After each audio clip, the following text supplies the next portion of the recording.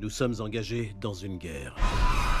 Cette guerre, pour le moment, n'implique pas des hommes armés. Elle implique des renseignements. Un événement important s'est produit. On a arrêté un espion soviétique.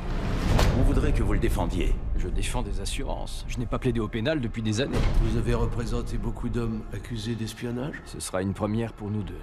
Vous devriez être prudent. Tout le monde a peur de cet homme. Il est une menace pour nous tous. Comment on va nous regarder? Comme la famille d'un homme qui essaie de faire relâcher un traître? On a tous le droit d'être défendus. Chaque personne est importante. À partir de maintenant, vous n'appellerez plus l'U-2 avion de reconnaissance.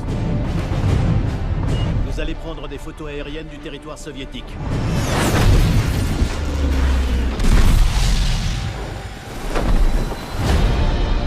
Dites-moi ce qui s'est passé. Ils ont notre pilote espion la tête pleine d'informations classifiées.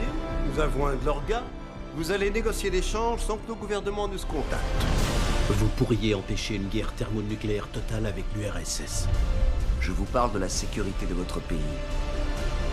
Où veulent-ils que cette négociation ait lieu exactement? Berlin-Est. Dis-moi que tu ne courras aucun danger. Dis-moi quelque chose qui me rassure. Je le fais pour nous. Il y a peu de routes ouvertes pour passer à l'Est. Et l'état de droit est moins respecté là-bas.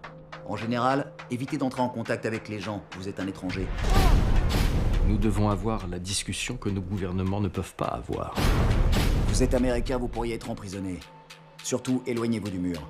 Franchissez-le, ils vous tireront dessus.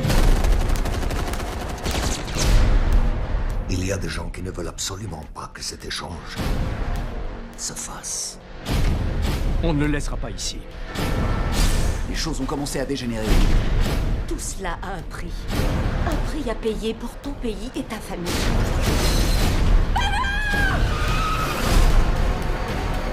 Il faut que ce soit un échange.